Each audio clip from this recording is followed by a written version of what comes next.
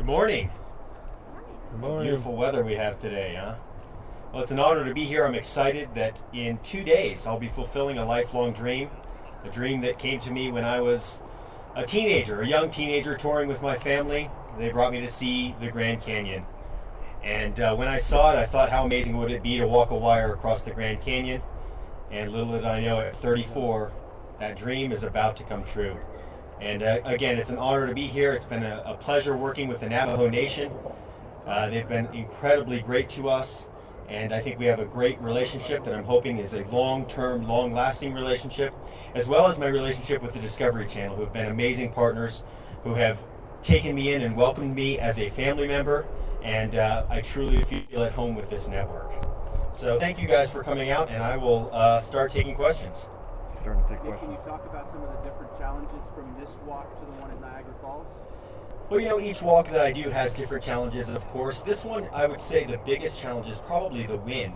It's really an unknown. It is something that we've taken into account, and we've done studies over the last 4 years. My first visit out here was the end of 2007, actually. So it's really the only concern that I have taking a step on that wire. I've trained in my hometown of Sarasota, Florida for the last 2.5 weeks, specifically for this event on a cable rigged nearly the same length. But it simulates the movement. However, to simulate the winds is nearly impossible. I did train during Tropical Storm Andrea when it came through with wind gusts of 52 miles per hour. I also brought in wind machines last week and trained in wind gusts of 45 to 55 miles per hour and walked the wire in 91 mile an hour winds. So I feel good. I feel confident about my ability. Now it's really about just the mental preparation, being prepared mentally to take that step when the director says go. Just raise your hand. We have mic runners. Hello, Tim Gaynor from Reuters. Tell us about that mental preparation. How are you getting into shape for that now? And what will be the thoughts going through your mind as you take that first step out into the wire? Well, the mental prep actually starts years in advance. As I came out here in 2007 and have come continuously since then, I'm always sitting on that edge and putting my mind and visualizing myself making it across that wire successfully, which is a key part to it, for sure. And then a lot of it happens during my training. As I was training in Sarasota, I would be walking and visualizing myself over the Grand Canyon as I was taking those treks to prepare myself mentally for what I'm going to be seeing visually. You know, there's technology is amazing these days, and Discovery has an amazing app right now. That's discovery.com/skywire, where you can actually see my view. And I would actually go on there and visualize, I could see it in front of my eyes, myself walking across and making it across safely. So it really is about that, just visualizing myself making it over. I know that I have the ability. I've trained, again, in Sarasota, Florida, with heavy wind gusts. I've trained for endurance. I trained in last week. I believe the feel-like temperature was 101 degrees. Of course, a lot more humid there. But so I feel like I'm more than prepared in that sense. With the Arizona Republic. I understand that your faith plays a role, and I wonder if you could speak about what your faith is, how it does play a role, and then also as a follow-up, you probably heard that some of the Hopi tribal members consider this place sacred and are thrilled about it, so I wonder what your response is to that. Well, my faith plays a huge role in my life because that is my life, my faith. It doesn't play a huge role in my performance life, other than the fact that I definitely know where I'm going if I were to lose my life, and that is very important to me. And that's really where I get my peace. People ask, how do you stay so calm during these events? And that really is it. I find my peace in my faith, in Jesus Christ, my Lord and Savior. And I have confidence that if something were to happen to me, I know where I'm going. It's always disheartening when I hear that people are not supportive and don't want an event to take place. Of course, I'm the type of person, or I have been my whole life, that I want everybody to be happy. And I truly hope that when this walk is complete, that they will all be excited about this, the fact that it happened there, and the fact that it came off without a hitch, it was successful, and it really is shining the light of the world on this area, which can be nothing but great. You know, we have the track story of Niagara Falls, and the fact that we brought in about $25 million economic impact within the first week of that event. Over a 5-year stretch, they're estimating $120 million economic impact. So again, the idea of this is that it's great for this area. It's not just great for Nick Wallenda, but it's great for everybody, including the Hopi and the Navajo. I know a lot's been said about this already, but your decision not to have any sort of tether or harness, a lot of people think that's crazy. Tell us why you prefer it that way. Well, my entire life I've walked a wire. Since I was 2 years old, I started 2 feet off the ground, and I'd never worn a tether until I walked across Niagara Falls. Never even rehearsed in a tether. So it was very uncomfortable for me to wear that tether. There's a misconception that people have that because I'm on a wire 1,500 feet above the canyon, that it's more dangerous than being 15 feet above the ground. Well, the truth is the dangers are the same. The wire is always there. However, I've trained my entire life too. If there is an issue, I will go down to that wire, I'll grab on, I'll hold on, and I have safety crews standing by that would be to me within 60 seconds, no matter where I am at on that wire. So it's not as though I just go out there saying, well, whatever happens, happens. I train for, extreme winds, I train for extreme weather conditions, torrential downpours, you name it. I train for all of that. And if there is an issue, my father's my head safety coordinator, he's in my ear, and I would go down to the safety of that wire. Even if the wind started to pick up, if there were crazy gusts, anything, I can go down to that wire and hold on, and I can have rescue there very quick. Hi Nick, Lauren Dorsett from ABC 7 Sarasota. We are streaming live back to your hometown. Unlike some of the other big events, I know in Niagara you trained locally there. You trained locally in your hometown and had thousands of fans come out every day to see you. Can you talk a little bit about what that meant to you and whether that makes a difference in preparing both mentally and physically for this walk?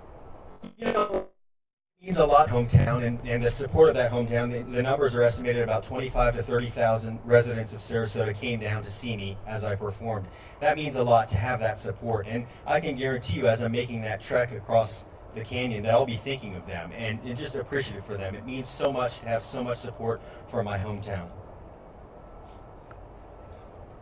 Hi, it's Felicia at the Associated Press. I just want to talk a little bit. I know you had, I've read some stuff about using the same cable that you used at Niagara Falls that's going to be used also on this one. You get whether that, and as far as foot, are there special?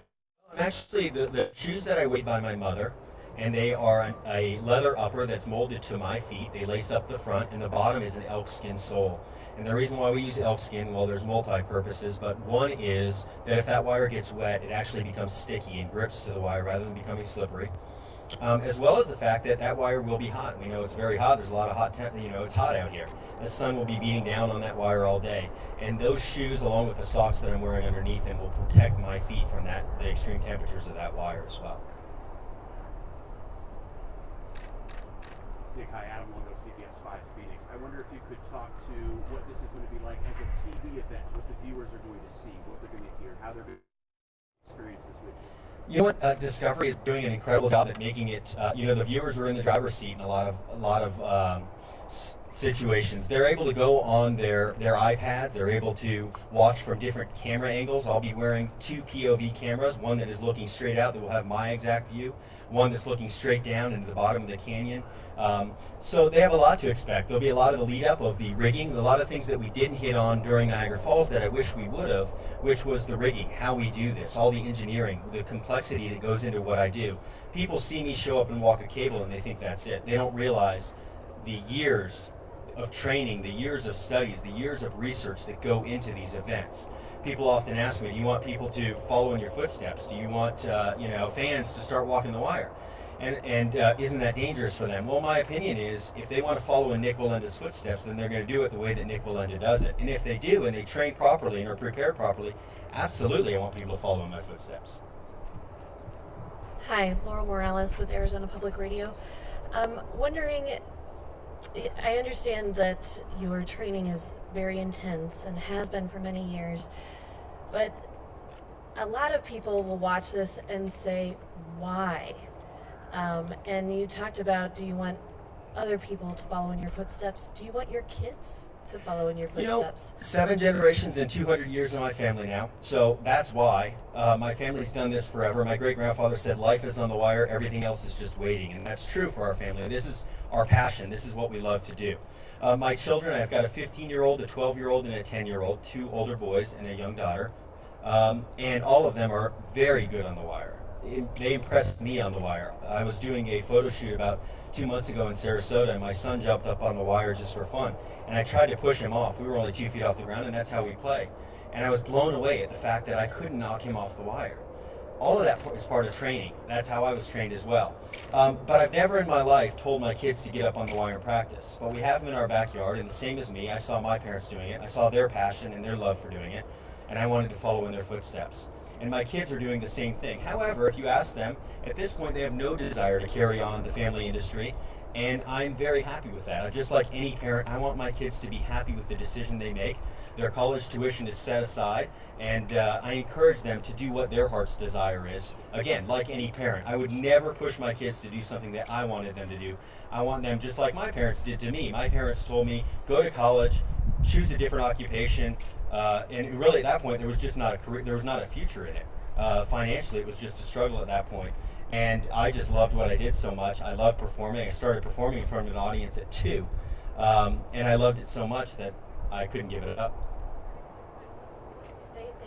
What do they think of you walking across the Grand Canyon? You know, they've seen me do it their entire lives, so they're very accustomed to it. It's very normal to them. And I'll tell you a quick story. I did a walk over the Allegheny River in Pittsburgh where I was about 250 feet above the river. The cable was rigged in a way that no one in the history of wire walking had ever rigged it. It was very, very uncomfortable the way it was moving under my feet. And I was very nervous about it. My wire shoes were actually lost in shipping, so I was in my socks, and it started to rain during the walk. So everything was against me. And to my right was the bridge, which is where the cable was to anchor to, and my boys were down there. And as we were walking, they walked along, or as I was walking, they walked along. And I looked over, and both of my boys were down playing their Nintendos, because Dad was doing what he does, which is walk a wire. That kind of shows you how normal it is to them. It's just what I do, and they've been around it their entire lives, so they're just accustomed to it. Nick over here, Dominic from Electric TV. Maybe just talk, you mentioned the rigging, what goes into it, who's doing the work, that kind of stuff. We have a company based out of Rochester that did our rigging for Niagara Falls, and they did an incredible job. We have a great relationship with them. It's owned by Tom Parks and his family. And O'Connell Electric is the name of the company. The reason why we chose an electric company is because these guys are the best at putting cables between canyons. That's what they specialize in. So they have all the machinery, they all have all the know-how, they know how to do it safely and effectively, and they know how to do it in the most professional manner, which is very important, of course, to us. I also have my father, who's my head safety coordinator. I have my uncle, who's my lead engineer, who oversees everything that they do, and then we have an outside engineering firm called Power Engineers, who oversees all of that. So we have several layers of safety, so we know that rigging cannot fail. We actually work within a safety, an industry standard 5-to-1 safety factor. So that means if that cable's rated at 5 pounds, put 5 pounds on it, it's going to break. We'll never put more than 1 pound on that cable. And that's why you'll see quite a sag in that cable that I'm going to walk on Sunday, because we can't over-tension. If we over-tension it, it doesn't fall into that safety factor.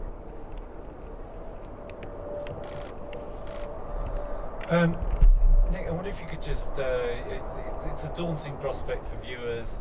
They see you're looking out over that cable. What's the last thing you do before you get on the wire? I give my wife and kids a hug and a kiss, and I tell them I'll see them in a little bit. And are you ready? I'm ready. I feel great. I feel prepared. I have trained, again, in Sarasota for extreme winds to the point where we would cut off the walk at that point, postpone it if they were that high, inclement weather conditions. Mentally, I feel like I'm prepared. I would love to get on that cable right now and walk across, actually. And finally, with the winds, what speed are you expecting? What are they buffeting at? You know, it's hard to tell. Last night we had gusts at the time of the walk around 38 miles per hour was where they were peaking.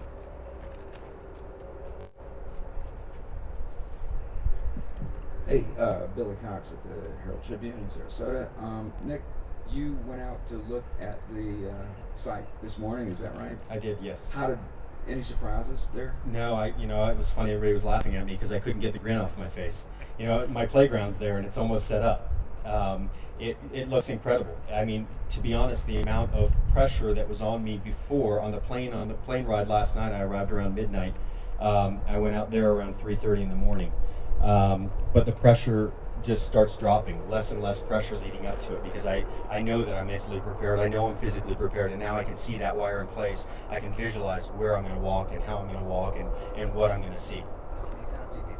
To the next question, which I'm good was... at that. Yeah, you are. About, you've got in late last night, and you had to go back up, right, to the site. How's your fatigue factor? I feel good. I actually was taking a nap just now. I woke up about 12 minutes ago and stumbled out of my room to come out here and answer questions from you guys. But I feel good. I'll go back and relax a little bit more and spend some time with my family today. Tomorrow I have a rehearsal in the afternoon, but I have the whole morning off and the whole evening off. And then Sunday, of course, is go time, and that's when the adrenaline kicks in, and before you know it, it's all over. Nick, you talk a lot about the mental preparation, and this walk for you will be different in the sense that there won't be this huge crowd around you there. So how will that factor in your thought process and the energy that you would feed off that when you're on the line? Well, you're right. Being in front of a live audience is what I've done my entire life, and I do feed off of that. However, although they won't be there in person, there will be, several million, hopefully more than that, watching on TV. This is going to be aired live, from what I understand, in 217 countries around the world. Just knowing that is inspiring and encouraging and exciting. So again, although I won't hear their thunderous applause, I know that they'll be applauding when I make it to the other side.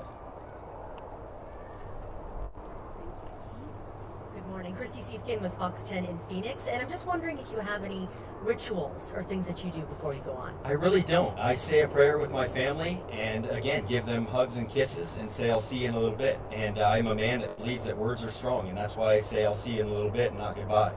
I say that when I leave the house, when I go grocery shopping, when I'm at home. So, but nothing ritualistic whatsoever. Again, this is something my family's done our entire lives. So if anything's ritualistic, it's us walking a wire.